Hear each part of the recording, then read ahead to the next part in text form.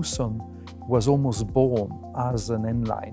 While we were designing the base car, before even thinking about the sporty version, we all noticed that it had naturally become so sporty that we had to calm the game. And while doing this, we already had actually the elements to spice it up for the N-Line version.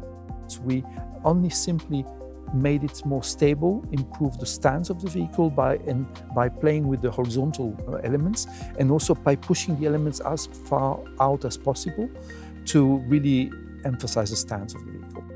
The grille became more horizontal, and all the details, while darkening them, also became from a less triangular and more trapezoidal shape.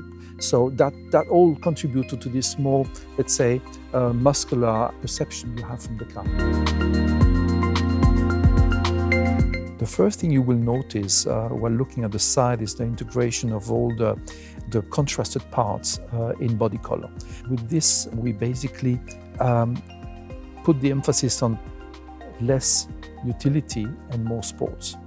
We highlighted the lightweight character of the wheel by reducing the amount of diamond cut elements. So you will notice the contrasting elements are much thinner, emphasizing the dark aspect of the wheels to give a bit more of a dominant role to the technical elements of the car, like the brakes. That was important for us. We horizontalized all the elements on the lower part of the bumper, pushing them to the extremes of the side. On the interior, you will see mainly the trim, which has been the red stitching, the darkening of the elements as well, in order the sportier contoured seats. All the elements are basically giving you an atmosphere of what I would call a professional atmosphere. We don't want to be racy. We want to give a feeling of a professional tool, which is precise, which is sharp, which is the perfect companion for the job.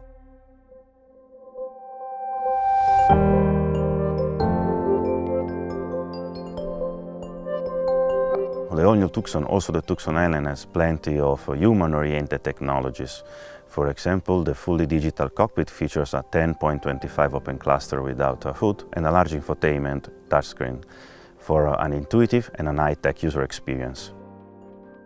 As the all-new Tucson, also Tucson LN has the most comprehensive safety package in its class.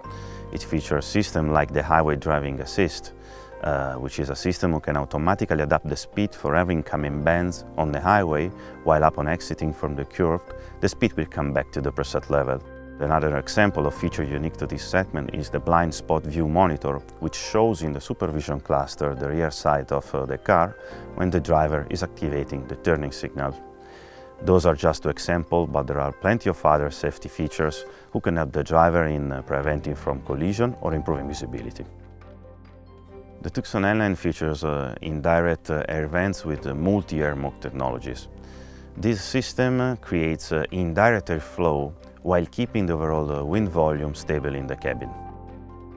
When it comes to powertrains, the Tucson LN will be available with diesel and gasoline with 48 volts mild hybrid as option, hybrid and plug-in hybrid variant. I would say that next to the 265 PS plug-in hybrid and the 230 PS hybrid version, the 180 PS 1.6 Turbo GDI 48 volts mild hybrid is definitely an highlight too. In case of new Tucson, we had the chance to improve ride and handling using the ECS possibilities. Normally we can either improve the handling and give up some ride comfort, or opposite.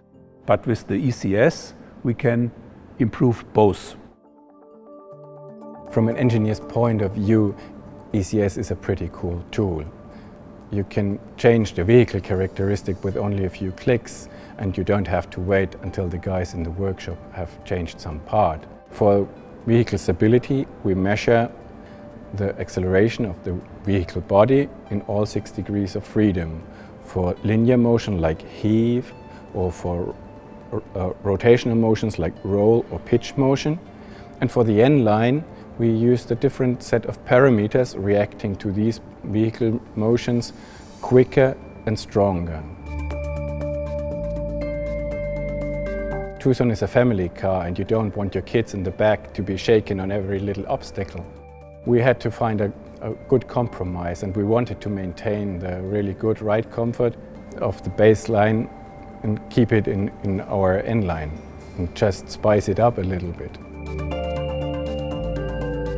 For tuning the ECS suspension perfectly, we'll be driving up and down the road again and again till we are really satisfied with the result. Compared to the base model, the N-line is more firm, has a better body control and roll control. The steering has a little bit higher weight.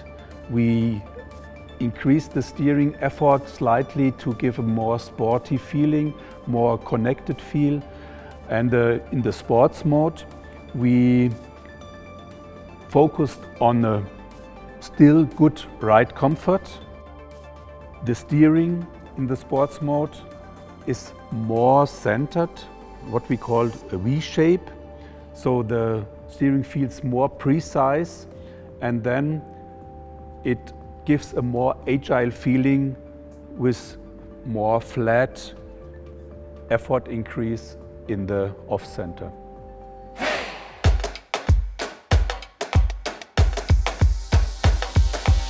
On the motorway we can feel the very precise steering, especially in construction areas. We have the benefits of this precision.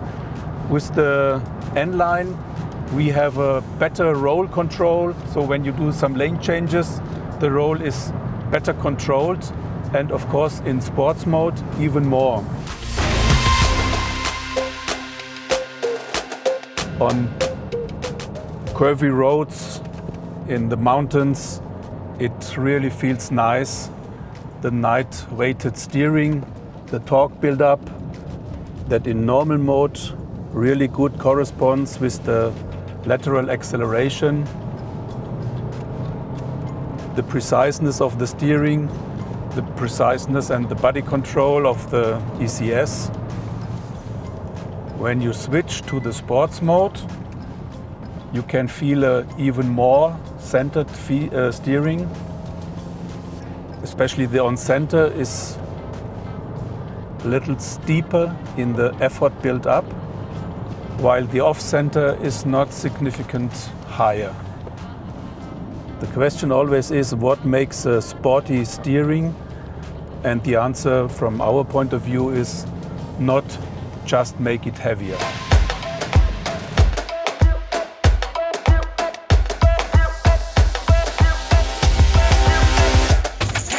The section we will come now is also quite demanding for the suspension overall because it's a really bad road.